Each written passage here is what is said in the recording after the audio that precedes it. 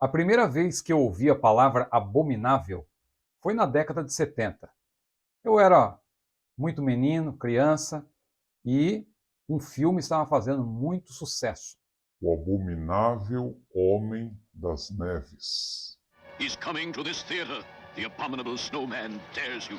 We dare you. Dare you to see the abominable snowman of the Himalayas. What did it look like? Tell me, what did you see, Kusang? Tell me! I see what men must not see.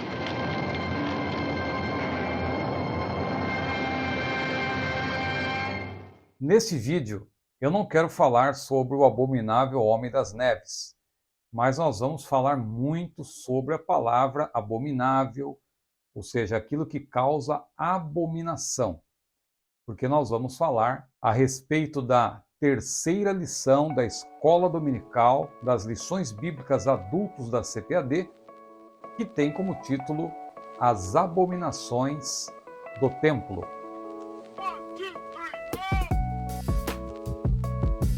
Olá, eu sou o pastor Ciro Sanches Ibordi, seja bem-vindo ao meu canal. É muito bom ter você aqui para participar dessas videoaulas e também conhecer outros conteúdos aqui no nosso canal, sobretudo na área da escatologia.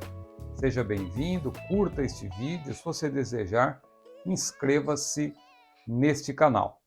Chegamos à lição de número 3, as abominações do templo, e nós vamos dar início, como sempre fazemos, lendo o texto áureo e a verdade prática. O texto áureo da nossa lição, de número 3, nos diz o seguinte: E disse-me, filho do homem, vês tu o que eles estão fazendo? As grandes abominações que a casa de Israel faz aqui, para que me afaste do meu santuário? Mas verás ainda maiores abominações. Ezequiel capítulo 8, versículo 6. A verdade prática nos diz o seguinte: o lugar mais sagrado da Terra Santa se tornou o centro das abominações, e isso serve como prenúncio da apostasia generalizada no fim dos tempos. Foram escolhidos pelo comentador, que é o pastor Ezequias Soares, 13 temas que cobrem praticamente todo o conteúdo do livro, à exceção da sua segunda parte, que vai dos capítulos 26 a 32. Essa parte aí fala dos pecados dos vizinhos de Israel, mas a lição se concentra na primeira parte, capítulos 1 a 24, e depois na terceira parte, capítulos 33 a 48, que tratam, respectivamente, da queda e da restauração de Israel nos últimos dias. Esta verdade prática foi extraída do texto bíblico desta lição, que é Ezequiel capítulo 8, especialmente os versículos 5, 6, 9 a 12, e também os versículos 14 a 16. Como você pode perceber, a palavra abominação aparece com frequência, vai aparecer ao longo dessa videoaula também, porque desde o que está no texto áureo, na verdade prática, no texto bíblico básico e no próprio comentário da lição, você vê que tudo gira em torno das abominações do templo. Eu comecei fazendo ali citando, uma lembrança da minha infância sobre The Abominable Snowman, o abominável Homem das Neves, lá do Himalaia, um filme de 57, que no meu tempo de infância estava fazendo um grande sucesso. O abominável Homem das Neves, também conhecido como Yeti. Mas o termo abominável, falando agora biblicamente falando, é um termo que nós precisamos analisar com muita seriedade, porque diz respeito àquilo que causa repulsa no próprio Deus. Não é por acaso que lá em Apocalipse capítulo 21, versículo 8, está escrito: quanto aos tímidos e aos incrédulos e aos abomináveis, e aos fornicários, aos mentirosos, etc. Mas veja a ênfase: os abomináveis não herdarão, não entrarão no céu, né? Ficarão de fora. Quanto aos tímidos, aos incrédulos, aos fornicários, aos abomináveis, a sua parte será no lago que arde com fogo e enxofre, o que é a segunda morte. No meu livro, Erros Escatológicos que os Pregadores Devem Evitar, na página 194, discorrendo sobre este versículo de Atos, de Apocalipse, capítulo 21, versículo 8, que trata do resultado do juízo final, o que vai acontecer com aqueles que forem condenados por Deus, e ali mencionam-se os pecados, né? Não só em Apocalipse 21 e 8, mas também no capítulo 22, mencionam-se os cães, os tímidos e os incrédulos, e também os homicidas, fornicários, feiticeiros, idólatras, mentirosos, e também os abomináveis. Aqui no meu livro, na página 194, discorrendo sobre os abomináveis, eu disse o seguinte: o termo abominável é sinônimo de repugnante, detestável, odioso, literalmente que faz alguém se afastar como que de um mau cheiro. Está associado à idolatria, impureza e mentira. Apocalipse capítulo 21, versículo 27. A palavra de Deus descreve assim os abomináveis. Confessam que conhecem a Deus, mas negam-no com as obras, sendo abomináveis e desobedientes e reprovados para toda boa obra. Tito, capítulo 1, versículo 16. Então, abominável é aquilo que causa repulsa, aquilo que é detestável. A lição de hoje, então, gira em torno disso, as abominações, aquilo que Deus reprovava, aquilo que era repulsivo aos olhos de Deus. E nós poderíamos fazer até uma comparação, por exemplo, com a postura e a conduta do pastor da igreja de Laodiceia. O que o Senhor Jesus disse ali a respeito daquele líder que estava com a sua vida irregular, toda atrapalhada, e recebeu ali uma repreensão da parte do próprio Senhor Jesus. Aquele líder se considerava muito importante, mas ele era considerado morno. Morno, veja que a água morna, se a pessoa está querendo matar a sua sede, a água morna é algo que quando a pessoa leva à boca, ela, na verdade, tem vontade de cuspir. E o que Deus falou àquele líder, né? Porque não és frio nem quente, antes és morno, vomitar-te-ei da minha boca. Ele estava causando repulsa. Ele estava ali praticando atos abomináveis perante o Senhor Jesus. Por isso que o Senhor Jesus também lhe disse: como dizes, rico sou, estou enriquecido, de nada tenho falta, e não sabes que és note, desgraçado, e miserável, e pobre, e cego, e nu. Aconselho-te que de mim compres ouro provado no fogo para que te enriqueças, e vestidos brancos para que te vistas, para que não apareça a vergonha da tua nudez, e que unjas os teus olhos com colírio para que vejas.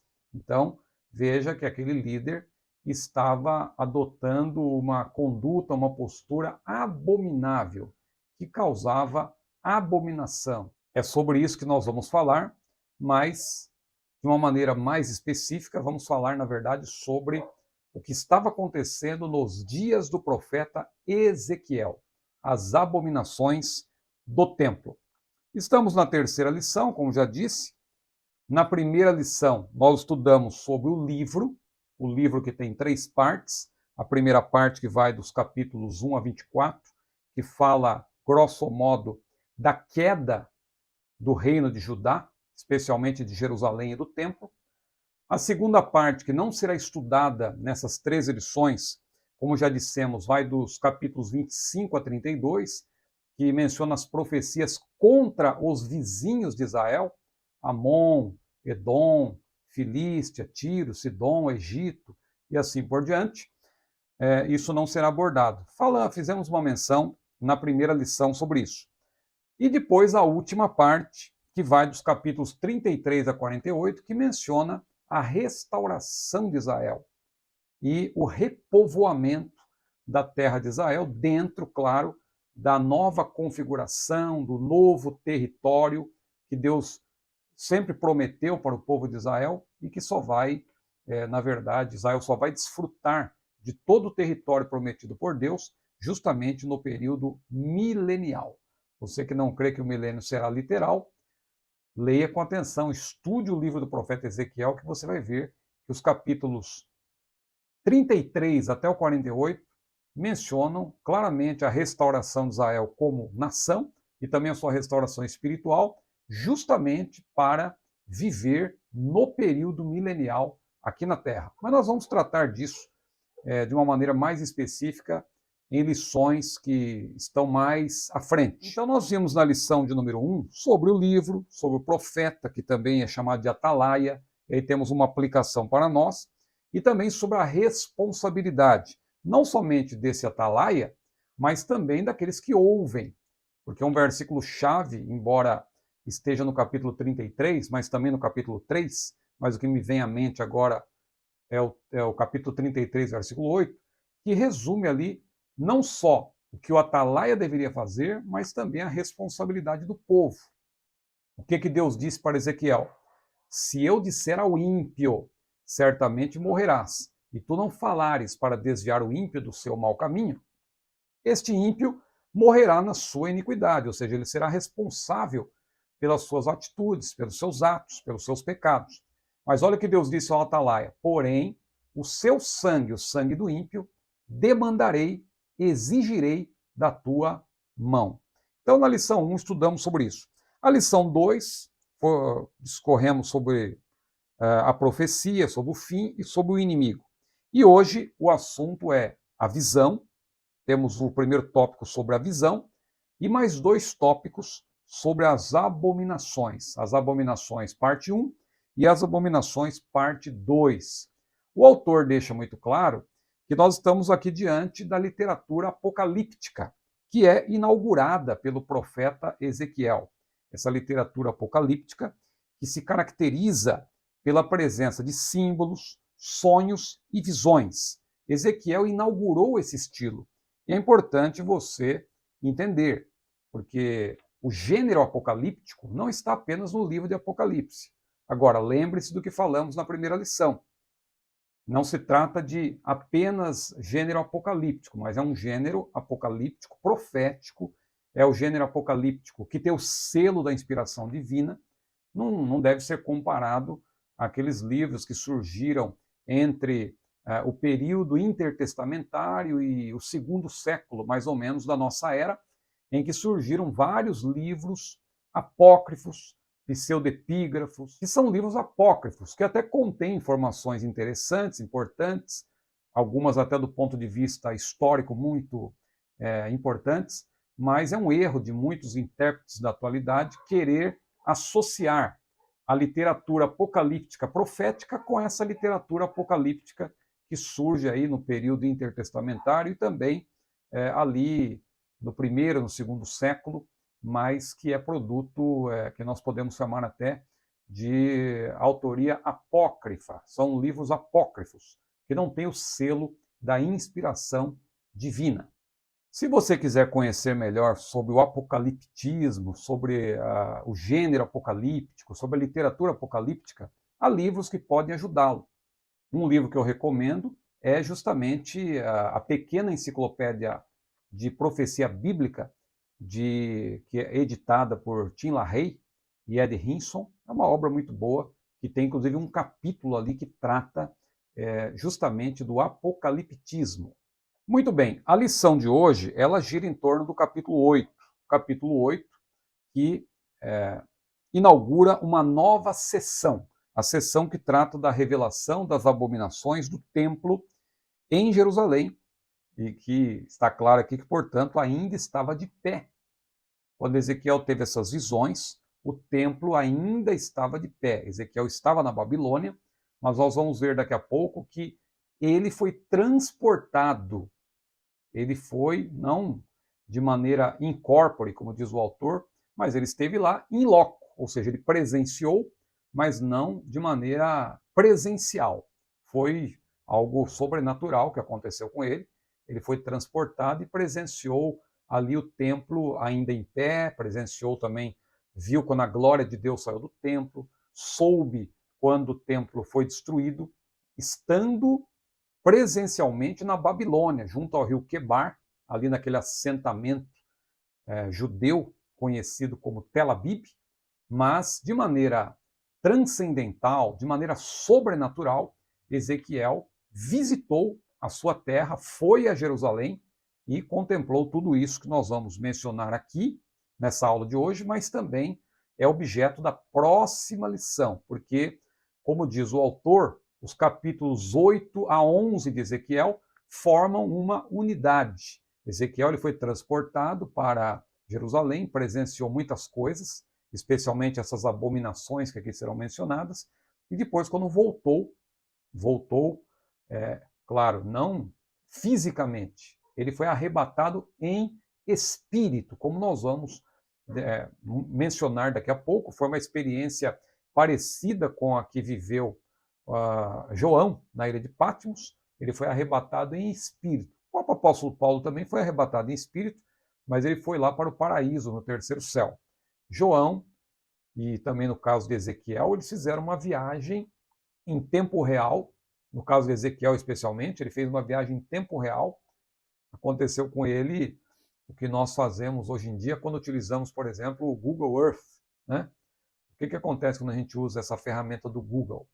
A gente pode estar, por exemplo, eu aqui estou no Rio de Janeiro, em Niterói, mas se eu quiser, eu vou fazer uma viagem, vou lá para a Estátua da Liberdade, por exemplo, em Nova York, e depois de lá, se eu quiser, eu vou lá para o Monte do Templo, em Jerusalém, e consigo ter uma ideia. As pessoas que nunca tiveram oportunidade de viajar para esses lugares, presencialmente, faz uma viagem aí utilizando essa ferramenta do Google.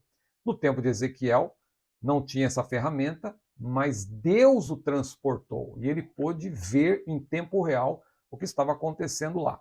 João, claro, ele fez uma viagem para o futuro, digamos assim, e Deus, de maneira pictórica, como se estivesse apresentando ali uma peça teatral, mas por meio daquela peça, por meio daquela revelação pictórica, Deus mostrou para João o que vai acontecer ainda no futuro. A lição de hoje está baseada no capítulo 8 de Ezequiel, que fala da idolatria do templo. A próxima lição, a lição 9, girará em torno dos capítulos 9, 10 e 11, já que os capítulos 8 a 11 formam uma unidade, que a visão completa do profeta Ezequiel abarca esses 4 capítulos.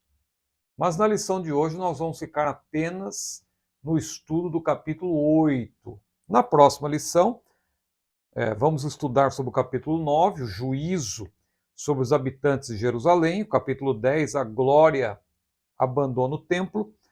No capítulo 11 tem 2 partes, versículos 1 a 13, Jerusalém, uma panela, é tratada como uma panela.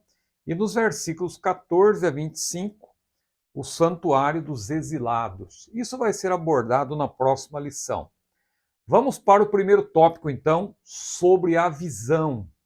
O primeiro ponto, a segunda visão, porque Ezequiel já havia tido uma visão, como nós mencionamos anteriormente, aquela relacionada com a sua chamada, aliás, uma visão gloriosa, que nem foi objeto do nosso estudo. A gente citou en passant, porque devido ao pequeno espaço que o autor tem à sua disposição, apenas 13 lições, ele selecionou 13 temas, e esse tema da visão da glória de Deus, que Ezequiel teve por ocasião do seu chamamento para cumprir um dúplice ministério, é bom que se diga, ele foi chamado para ser profeta, mas ele também era sacerdote. E nós vemos que ele exerceu, por assim dizer, ainda que de maneira limitada, o templo, ele não estava junto ao templo em Jerusalém, mas o sacerdote, ele era uma pessoa dotada de muito conhecimento. O sacerdote deveria ser o professor da lei. Então a gente percebe que Ezequiel, inclusive, era consultado pelos anciãos por pessoas que o consideravam, já que Ezequiel, o texto mostra que ele era um sacerdote, filho de Buzi.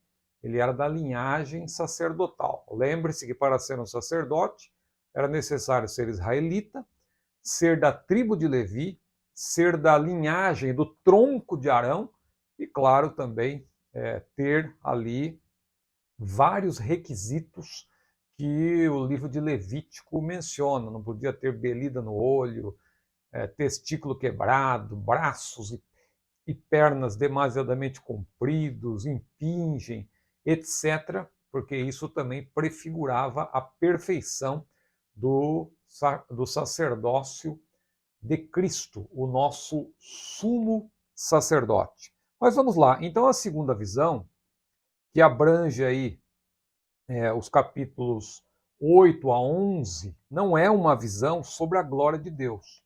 O autor deixa claro que as visões dos capítulos 1 a 11 formam parte de uma única unidade literária.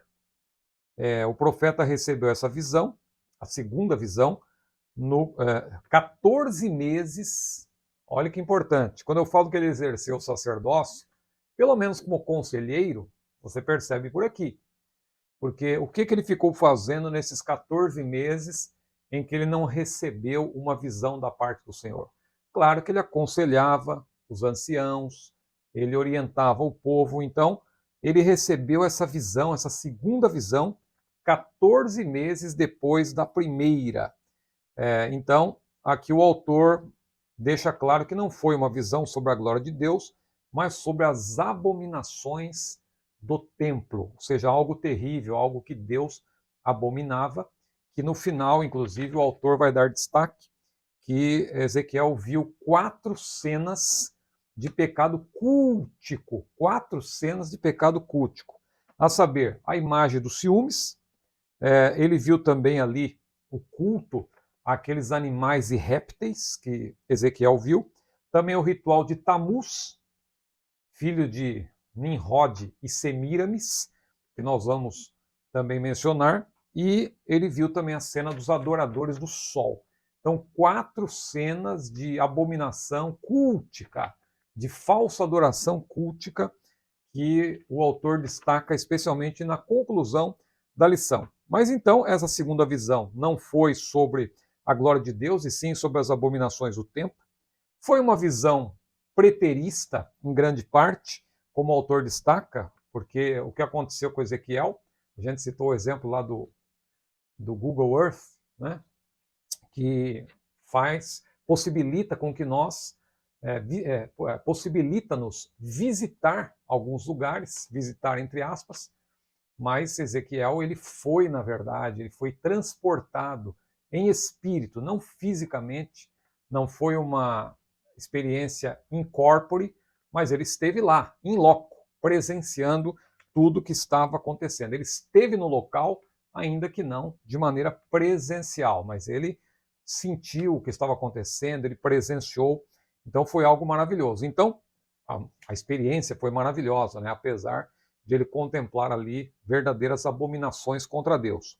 Então foi uma visão preterista, em parte, como se já tivesse ocorrido, e depois ele já sabia o que tinha acontecido. Ou seja, foi algo que Deus lhe revelou. Deus lhe revelou o futuro. A profecia, portanto, apesar de ser uma visão preterista, a profecia de Ezequiel é uma profecia futurista, pois o templo ainda estava de pé e Deus lhe revelou que o templo não ficaria de pé, a cidade toda seria destruída, inclusive o templo. Então, ali por volta de agosto, setembro, trazendo para o nosso calendário nos dias de hoje, então por volta de agosto e setembro do ano 592 a.C., o profeta Ezequiel recebeu essa visão. Como está no versículo 1, ele estava ali, disse ele, estando eu assentado na minha casa, ele tinha a sua própria casa, e os anciãos de Judá sentados diante de mim. Isso aí sugere que Ezequiel era um professor da lei, como sacerdote que era, ele estava ali instruindo aqueles anciãos, instruindo as pessoas que o procuravam, aconselhando, e Deus lhe deu aquela visão. Veja que Deus é soberano. em meio àquela conversa que ele estava tendo com aqueles anciãos, ele então teve esta visão gloriosa, ele foi transportado. O templo só viria a ser destruído no ano 586, mas ele teve essa visão preterista, ou seja, ele viu já como se já tivesse acontecido tudo que depois ele vai descrever. Então, o templo será destruído, não é? Logo depois de a glória sair do templo, e tudo isso Deus revelou para Ezequiel. Mas ele vê primeiro essas abominações que estão no capítulo 8. Vamos para o segundo ponto, porque um ponto vai fazendo com que o outro se torne ainda mais claro. Segundo ponto, as visões das abominações do templo. Ezequiel foi levantado pelo Espírito entre o céu e a terra e levado para Jerusalém. É isso que está nos versículos 1 a 3 do capítulo 8. As visões mostram fatos que estavam acontecendo, ainda iriam ocorrer, a curto, médio e longo prazos, e até mesmo apresentava ali eventos escatológicos que o próprio profeta Ezequiel certamente não compreendeu, assim como Daniel. Veja que Daniel profetizou sobre o futuro de Israel, o futuro próximo, digamos assim, o futuro a médio prazo e o futuro a longo prazo, o futuro, de fato, dentro do plano escatológico. Quando você lê, por exemplo, Daniel capítulo 9, versículos 24 a 27, muita gente não entende, muitos querem que haja um cumprimento daquilo de maneira ali sequencial, aquelas 70 semanas de Daniel, mas o próprio texto mostra que há ali um intervalo entre a 69ª semana e a 70ª.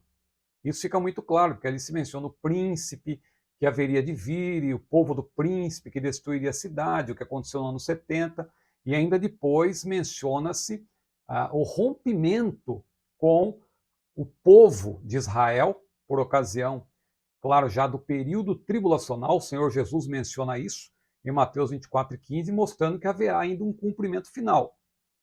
O que Daniel profetizou, fazendo aqui um paralelo com Ezequiel, tinha ali um cumprimento mais próximo, por exemplo, lá no período intertestamentário, com Antíoco Epifânio, Antíoco IV, que auto-intitulou-se ou autoproclamou-se Epifânio, porque ele se considerava Deus, então ele quis ser chamado de Epifânio, e ele foi um profanador do templo. Ele primeiro se fez amigo de Israel, dos judeus, depois ele se volta contra os judeus, ele sacrifica porco dentro do templo, ele introduz uma estátua de Zeus dentro do templo. Tudo isso está descrito nos livros apócrifos de Macabeus, que não tem o selo da inspiração divina, mas tem informações históricas importantes. Então você vê nos livros de Macabeus, especialmente em 1º Macabeus, você vê ali Antíoco Epifânio se voltando contra os judeus, e ali se cumpriu, em grande parte, a profecia de Daniel sobre o abominável da desolação, que ele menciona no capítulo 9 de Daniel, no capítulo 10, no capítulo 12, mas o cumprimento final está guardado para o futuro, conforme Mateus 24:15, segundo aos Tessalonicenses capítulo 2, Apocalipse 13, nós vemos que essa profecia de Daniel, o seu cumprimento final é escatológico. Da mesma forma, acontece com Ezequiel, e o pastor Ezequias Soares, o autor dessa lição, deixa muito claro que as visões de Ezequiel, elas têm um cumprimento a curto, a médio e a longo prazos, envolvendo inclusive os eventos escatológicos. Nós podemos aqui fazer uma comparação com João, na ilha de Patmos. Lá em Apocalipse capítulo 1, versículo 19, quando ele estava recebendo a revelação do Apocalipse, uma revelação exclusiva para João, isso é muito importante. O que Jesus disse para João em Apocalipse capítulo 1, versículo 19?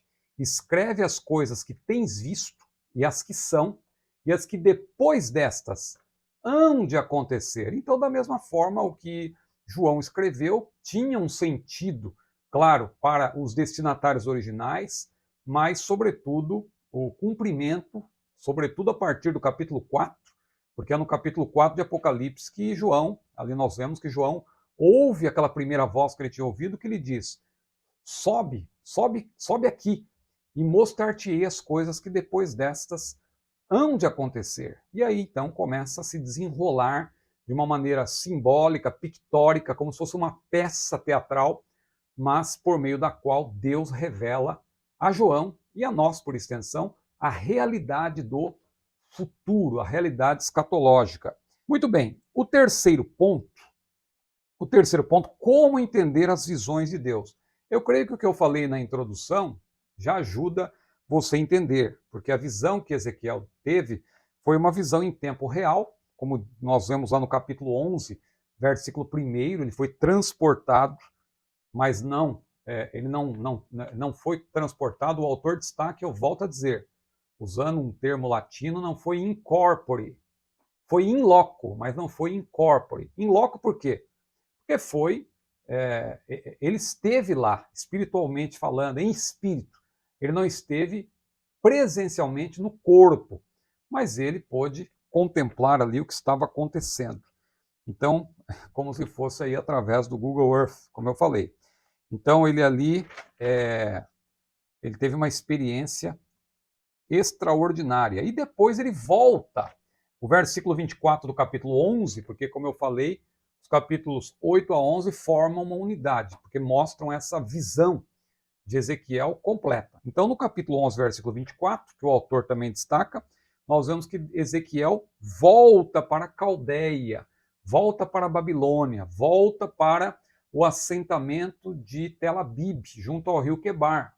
Mas ele saiu de lá? Ele não saiu de lá de maneira corporal. Ele saiu em espírito. Ele foi transportado espiritualmente falando. Foi um arrebatamento em espírito. Então, ele volta para aquele lugar nesse sentido. Então, foi uma experiência, como eu falei, parecida também com a de João, que estava na ilha de Patmos e foi arrebatado em espírito. E quando ele teve essa experiência, Deus o introduziu no templo. Foi algo extraordinário. Deus o introduziu no templo e lhe mostrou oficiais e também mulheres praticando idolatria. Vamos para o segundo tópico, sobre as abominações propriamente ditas. Primeira parte, aí temos o primeiro ponto, a imagem de ciúmes. Era a imagem, segundo muitos eruditos, a imagem de Azerá, que Manassés, um rei que reinou 55 anos em Judá, desde o ano 697, e a Bíblia diz que ele colocou realmente ídolos no templo, altares a Balim especialmente, tudo isso está lá em 2 Crônicas capítulo 33, também em 2 Reis capítulo 21. Ele passou os filhos pelo fogo, ele fez bosques, ele usou adivinhações e feitiçarias e acabou sendo preso pelos assírios e acabou também se arrependendo. É curiosa essa história de Manassés, porque também revela a misericórdia de Deus. Deus teve misericórdia de Manassés e acabou se arrependendo, e Deus teve misericórdia dele. Talvez um dos piores reis que houve em Judá. Até os filhos ele passou pelo fogo e colocou ídolos dentro do templo, mas Deus o perdoou. Tudo indica, então, que essa imagem de ciúmes, ou essa imagem que provoca ciúmes em Deus, essa imagem abominável que foi colocada no templo, era sim a imagem de Azerá, que Manassés colocou a priori, mas depois Josias, ele purificou o templo. A Bíblia diz que Josias, que reinou por 31 anos, desde o ano 640, ele reparou a casa de Deus, a casa do Senhor, ele reparou a casa do Senhor, diz lá 2 Crônicas capítulo 34, 2 Reis capítulo 25, mas a idolatria acabou voltando, infelizmente, nos dias de Joacás, que reinou a partir de 609, apenas 3 meses, mas causou um grande estrago, porque o seu sucessor, Eliaquim, também conhecido como Jeoiaquim, ele deu continuidade. Ainda a partir do ano 609, ele reinou por 11 anos, depois ali quem o sucedeu, Joaquim, em 597, reinou pouco tempo também, 3 meses e 10 dias, porque logo o reino de Judá cairia. Joaquim foi levado para a Babilônia, Zedequias ficou em seu lugar a partir do ano 597 e reinou por 11 anos, mas sendo um títere da Babilônia. Ele não reinava com autonomia, ele era subordinado à Babilônia, acabou se rebelando também contra a Babilônia, e o templo acabou sendo destruído durante a gestão de Zedequias, ali no ano 586. Mas todos esses reis maus que sucederam Josias acabaram restaurando o culto idolátrico. E essa idolatria que provoca ciúme, ou zelo, ou provoca a ira de Deus, estava lá no templo, mesmo em meio ao exílio. O povo que ficou na terra, eles estavam, na verdade, prestando culto a outros deuses, provocando ciúmes em Deus. Fazendo aqui uma aplicação, nós não podemos servir a dois senhores. Aqueles homens estavam achando que podiam servir a Deus e servir a Baalins. E o Senhor Jesus foi claro lá em Mateus capítulo 6, versículo 24, não podeis servir a dois senhores, porque havereis de agradar a um e desagradar a outro, e assim por diante. Então eles estavam ali no templo, e interessante aqui, uma coisa importante, que esta imagem de ciúmes estava justamente no lado norte do altar, estava ali no lado norte do altar, que era onde se imolava os animais. De acordo com Levítico, capítulo 1, versículo 11, ali era o lugar dos sacrifícios.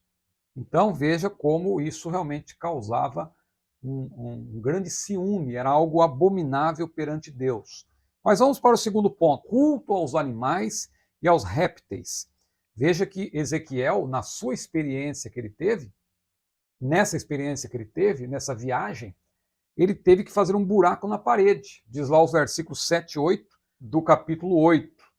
E ele viu ali pinturas zolátricas. Diz o versículo 10, que eram típicas do Egito, porque eles fizeram ali uma câmara secreta. Eles queriam, esse buraco que Ezequiel fez na parede, é porque eles estavam dentro do templo, mas num lugar secreto, achando que ninguém poderia vê-los.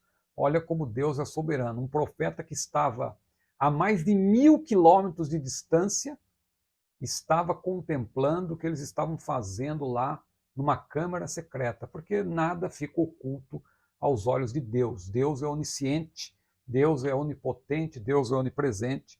Então engana-se quem pensa que pode esconder algo do Senhor. Mas vamos agora para o terceiro ponto, ainda nesse segundo tópico, sobre as abominações, parte 1, os 70 anciãos. Terceiro ponto que aparece aqui no versículo 11.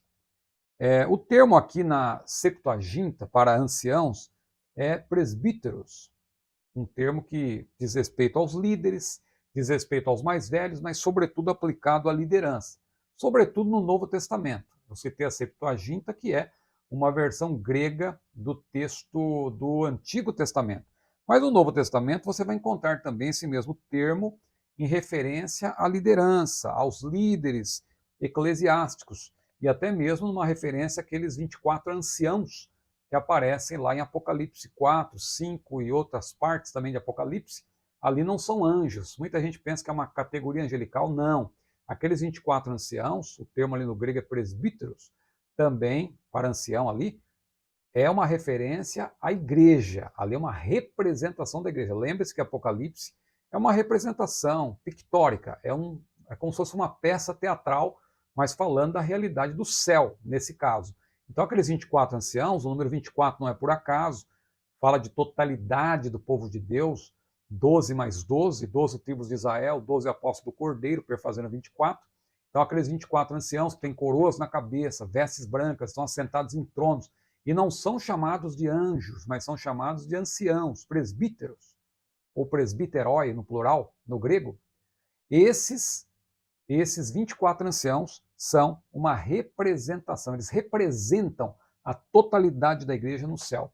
Isso aí é mais uma defesa clara do pré-tribulacionismo, porque quando o primeiro selo é aberto, no período tribulacional, João já tinha visto a igreja representada pelos 24 anciãos nos céus. Mas voltando aqui para os 70 anciãos, que Ezequiel viu cometendo uma grande abominação, aqui então, alguns acreditam que o Sinédrio, o autor menciona, o Sinédrio começou ali, por causa do número 70. Mas, se você procurar na literatura ali Flávio Josefo, por exemplo, se você ler a obra de Flávio Josefo, ou se você ler 2 dicionários em especial, que eu quero aqui até recomendar para você, que eu utilizo muito, que é o dicionário Wycliffe, da CPAD, é muito bom esse dicionário, o verbete Sinédrio, se você ler sobre Sinédrio nesse dicionário, você vai ver que riqueza, quanta coisa importante, que eu não vou aqui falar para ganhar tempo, e também é importante que você adquira essa obra se você ainda não tiver. Um outro dicionário que eu recomendo, o dicionário Mackenzie, que é da editora Paulus, é uma editora católica, mas é um livro muito bom, para você ter uma ideia como esse livro é importante. O que eu tenho, eu recebi de presente do mestre Antônio Gilberto. Foi ele que me presenteou com essa obra, que eu prezo muito. E ali também, quando você procura sobre o Sinédrio, a origem do Sinédrio, que riqueza. E os historiadores, eles não associam a origem do Sinédrio a este tempo aqui, a esse número que aparece em Ezequiel. É simplesmente uma coincidência, mas Flávio Josefo, inclusive, menciona o Sinédrio já no contexto do período intertestamentário, e aqui também nós temos em Ezequiel a menção de Jazanias, filho de Safã, que era, de acordo com o próprio autor da lição, uma ovelha negra aí da sua família, porque ele apostatou da fé, era um líder decaído. Repito que aqueles 70 anciãos, assim como também os outros que nós mencionamos anteriormente, eles pensavam que ninguém os via, mas um profeta a mais de 1000 quilômetros podia vê-los. Vamos para o terceiro e último tópico, sobre as abominações, parte 2. Primeiro, o ritual de Tamuz. Tamuz era uma divindade babilônica de origem suméria, nós já citamos em outras lições. E essa divindade, de acordo com a mitologia, morria no fim do verão, todo ano. Então veja que terrível. Ezequiel viu aquelas mulheres que estavam chorando por Tamuz, ou seja, um deus morto. Era o choro das mulheres por um deus morto. E é interessante aqui nós falarmos também que a origem, infelizmente, de alguns cultos que a gente conhece hoje começaram na Babilônia. A mariolatria, por exemplo, a adoração a Maria, porque Maria não é redentora nem mediadora, nós respeitamos as pessoas que pertencem a outras religiões, mas do ponto de vista bíblico, nós temos o único mediador. A Bíblia diz que há um só Deus e um só mediador entre Deus e os homens, e esse mediador é Jesus Cristo, o homem. Maria não é mediadora, Maria não é redentora, Maria não é esposa do Espírito Santo, como se fosse até a quarta pessoa da Trindade, usando aqui de uma ironia, claro.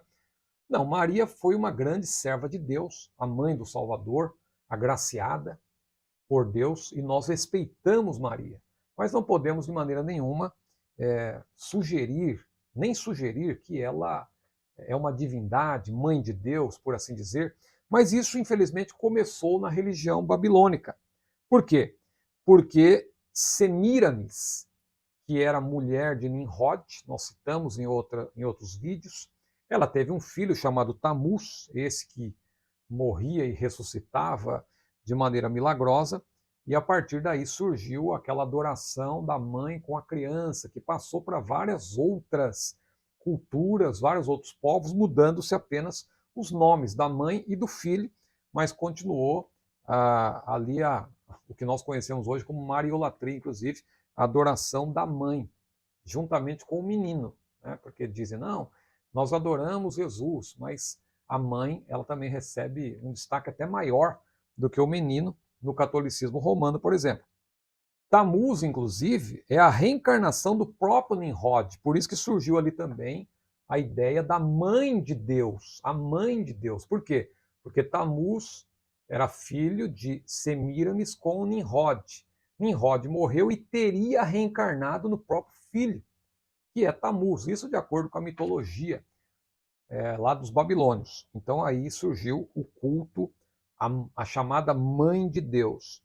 Aí está então a origem do culto da Virgem Mãe e o menino Deus, entre aspas. Uma crença pagã, e essas mulheres, as chamadas carpideiras, né, que eram contratadas para chorar, elas estavam chorando por um Deus morto naquele culto que, de acordo com o autor, era um culto sincrético. Mas o segundo ponto fala também dos adoradores do sol, versículo 16. Ezequiel também viu 25 homens de costas para o templo. Olha que absurdo. Na vida espiritual, na nossa caminhada espiritual, ou nós estamos de frente para Deus e de costas para o mundo e para os ídolos, ou nós estamos de frente para o mundo e de costas para Deus. Não é por acaso que Tiago disse: chegai-vos a Deus e ele se chegará a vós, limpai as vossas mãos, pecadores. Veja, chegai-vos a Deus e ele se chegará a vós.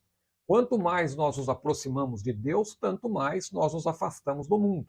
Mas olha o que estava acontecendo com esses anciãos, ou com esses adoradores do céu, do sol, esses 25 homens. Eles estavam de costas para o templo e de frente para o templo do sol, que ficava no Egito. O autor menciona aqui a cidade egípcia de On, também conhecida como Heliópolis, é onde estava o templo do sol. Aqueles 25 homens, então, estavam de costas para o templo de Deus e voltados para o templo de um Deus falso. E o terceiro e último ponto, os anciãos na casa do profeta. Aí o autor menciona o retorno entre aspas, porque o profeta não saiu dali presencialmente, mas o retorno daquela experiência transcendental que ele teve, e ele então retorna à abertura da profecia. Os anciãos ali exerciam, o autor destaca, possivelmente autoridade sobre os exilados, até porque Joaquim estava preso. Joaquim, que era o rei, estava preso. Zedequias foi colocado em seu lugar como um títere, como uma marionete, se bem que ele se rebelou contra a Babilônia. E então esses líderes certamente exerciam liderança sobre o povo junto ao rio Quebar, mas Ezequiel, pelo que tudo indica, era o conselheiro deles. Ele era quem os aconselhava e eles iam falar com Ezequiel para saber, possivelmente eram homens até tementes a Deus, que queriam saber o que Deus tinha para lhes dizer. Claro que havia falsos profetas também no meio dos exilados, que nós vamos mencionar posteriormente em outras aulas. Mas então, caminhando para a conclusão, vamos ler aqui o que o autor disse, olha aqui. Aprendemos com as 4 cenas do pecado cultico, as 4 cenas, só para reiterar, 4 cenas. A primeira, a imagem de ciúmes. A segunda cena, o culto aos animais e répteis.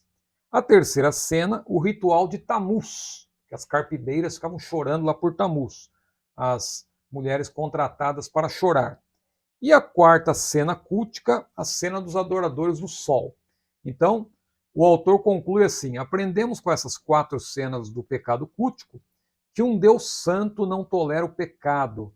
Deus exige fidelidade de seu povo. O que aconteceu com Israel nos ensina sobre a responsabilidade na santidade, com a adoração e o estilo de vida também para os dias atuais pelos crentes em Jesus. Ou seja, tudo isso que nós estamos estudando sobre Ezequiel, nós temos que aplicar para os dias de hoje. Claro que não é estudar sobre Ezequiel, não é apenas uma aula de história, ficar sabendo o que aconteceu com o povo de Israel. Não, é aprender com os erros e acertos.